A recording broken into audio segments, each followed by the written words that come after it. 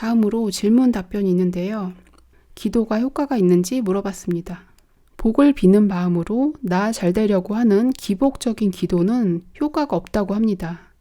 돈 벌고 싶다, 집 사고 싶다 이런 것은 영계의 신령은 전혀 관심이 없다.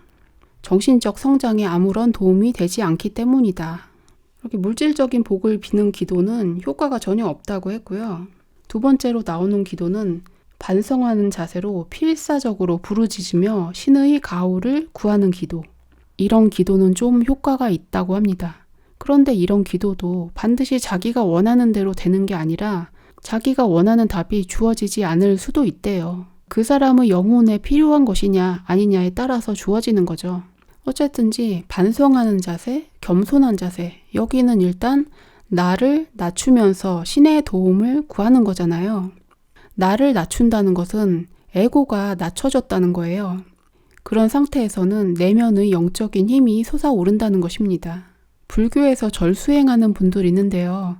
절수행이 몸만 힘든 것 같은데 정신적으로 큰 효과가 있다고 하더라고요. 자기 몸을 낮추면서 겸손한 마음, 나를 낮추는 마음이 계속 자기 마음에 새겨지는 거죠. 나의 에고가 줄어들면서 신의 마음과 점점 일치되어 가는 것입니다. 여기 나오는 세 번째 기도는 보다 많은 지식이나 깨우침을 원하는 혼의 염원은 자동적으로 충족된다. 그 염원이 영적으로 진동을 일으켜서 그 진동을 타고 당사자의 영적 성장에 알맞는 양의 원조가 자동적으로 주어진다. 네 번째 기도는 위험할 때 하는 기도인데요. 위험함 속에서의 기도라면 보호하기 위한 에너지가 끌어당겨져 동시에 구제를 위한 영단이 파견된다. 위험할 때 도와주세요 하는 기도를 하면 그 순간에 누군가가 도와주러 온다는 거예요. 자기 그룹 소울 안에 있는 친한 영들이 도와주러 온다고 합니다. 이 얘기도 자주 물어보죠. 자유의지의 사용을 잘못했기 때문에 죄를 범한 경우 신은 왜 잘못 사용하게 되는 자유의지를 주었을까? 성서에 보면 에덴 동산에서 선악과가 열리는 나무를 만들어 놓고 저거 먹지 말아라 그랬는데 선악과를 왜 만들어 놨냐? 그리고 왜 자유의지를 주었냐? 그런 얘기들이 있죠. 실버버치가 이렇게 말합니다. 절대로 잘못을 범하지 않는 로봇이 좋겠는가? 아니면 죄를 범하고도 성인 군자가 될 가능성이 있는 살아있는 인간이 낫겠는가? 로봇은 죄를 범하지 않겠지만 자유의지도 없고 진보도 없다. 진보하기 위해서는 성공과 실패의 양면이 필요하다. 어둠이 있어서 빛이 존재하고 악이 있어서 상대적으로 선이라는 개념이 있습니다. 우리는 이런 이원적인 세상에서 상대성의 체험을 하면서 배움을 얻어가는 것입니다. 다음 질문은 자살한 자는 영계에서 어떻게 되는가? 그것을 일괄하여 말할 수는 없고 경우에 따라 다르지만 그 동기가 가장 문제가 된다고 합니다. 기독교에서는 모든 자살을 악으로 간주하는데 그것은 잘못이다. 지상 생활을 스스로의 손으로 끊는 것은 결코 좋은 일은 아니다. 그러나 그 중에는 정상 참작의 여지가 있는 경우도 있다. 자살한 사람이 모두 사후의 암흑 속에서 천년만년 고통받는다는 설은 사실과 다르다. 자살 행위는 영적 진보에 방해가 되는가? 물론이다. 자살에 쫓기는 사람은 견딜 수 없는 괴로움을 받았기 때문에 그런 것 아닐까? 라고 물어보자 대다수는 겁쟁이의 도피 행위에 지나지 않는다. 의무를 정면해서 맞서지 못하고 죽어서 이 세상에서 사라지는 것이 그 괴로움에서 피할 수 있는 가장 편한 방법이라고 생각한 것이다. 그런데 죽었는데도 여전히 자신은 살아있다.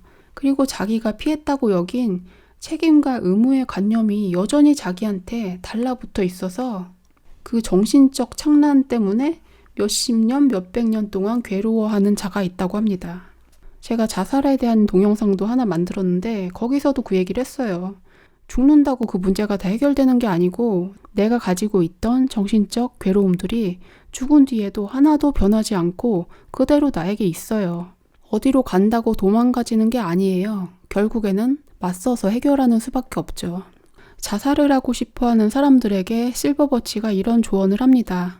끝까지 자기 자신에게 충실하라고 말하고 싶다. 어떠한 사태도 본인이 생각하고 있는 것처럼 어렵지는 않다. 마음만 먹으면 반드시 빛을 볼 수가 있는 것이다. 질 수 없을 정도의 짐은 절대 주어지지 않는다. 왜냐하면 그 짐은 스스로의 악업이 만든 것이기 때문이다. 자기 삶의 괴로움은 자기의 카르마가 가져온 것이기 때문에 자기가 그 일을 저지를 힘이 있었다면 그 문제를 해결할 힘도 있다는 거예요. 도피하지만 않으면 가능하다는 거죠. 자신의 카르마를 해결하는 방법을 이렇게 설명합니다. 나쁜 일 또는 잘못된 일을 했을 때의 에너지를 옳게 사용하면 그것을 원상태로 할 수 있다. 자기가 한 일이 반대로 자기가 돌아오잖아요. 그러면 그 반대되는 좋은 일을 함으로써 자기의 악업을 상쇄시키라는 것입니다. 예를 들면 어떤 사람이 경제적인 곤란에 처했어요. 그런데 내가 예전에 어떤 일을 했는가 돌아보니까 다른 사람들에게 사기를 쳤다든지 돈을 안 갚았다든지 뭔가 다른 사람들을 경제적으로 힘들게 한 점이 있었다는 것을 발견하게 되는 거죠. 전생의 카르마일 수도 있지만 현생에서도 관찰할 수가 있고요. 그 문제를 해결하기 위해서는 반대로 내가 경제적으로 남을 돕는 일을 해야지 그 카르마가 풀린다는 것입니다. 나의 카르마를 풀려면 반대되는 일을 해서 풀어라. 이 부분에 대해서도 제가 영상을 만든 게 있으니까 한번 살펴보세요. 이런 질문도 자주 하시는데요. 사체는 화장하는 쪽이 좋은가? 절대적으로 화장이 좋다. 육체에 대한 집착을 없애는데 효과가 있다. 자기 지상의 가족에 대한 그리움에 끌려서 묘지를 배회하는 것을 막는 데에도 효과가 있다. 꼭 알아야 될 것은 화장할 때까지 최소한 3일간은 두어야 한다.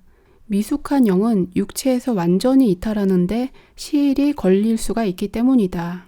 이탈하기 전에 화장하면 에테르체에 충격을 줄 수 있다. 사람이 죽었을 때 정신이 또렷한 상태로 죽는 영혼도 있고 좀 흐릿흐릿한 상태로 죽는 사람이 많잖아요.